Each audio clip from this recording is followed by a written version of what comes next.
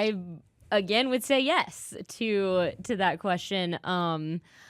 I think that when people wrestle with that in terms of Christianity, they would maybe be I've heard people say that, oh, your body is a temple, and so if you are, editing or changing or maybe in some ways harming that in some ways, that might be, potentially an unbiblical principle, because of that, that God has given you a body to steward, and that having a tattoo would maybe be a way to kind of, I don't know, mar that in some ways. But I just don't think that you find that in the Bible. I'm curious if this is what you're looking up.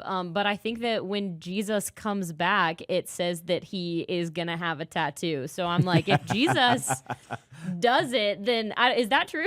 Revelation 19, sometimes when I preach it, I talk about his tattoo. It says he will have King of Kings and Lord of Lords on his thigh, written on his thigh. So maybe he took a Sharpie. It could have been a Sharpie, could have been, a brand, could have been a tattoo, could be something supernatural, which is pretty likely. Yeah. Yeah. That's not what I was looking up, though.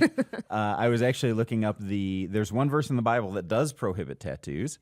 It's Leviticus 19:28, which says, "Do not cut your bodies for the dead or put tattoo marks on yourselves. I am the Lord."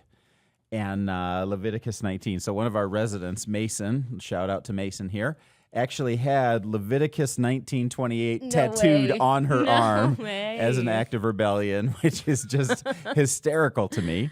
But the theology that would be behind that is the idea that in the Old Testament, the time of Leviticus, the peoples that they were around actually had markers of both cutting themselves for the dead and putting marks on their bodies, tattoos on their bodies, were related to kind of the cult behaviors that they were a part of.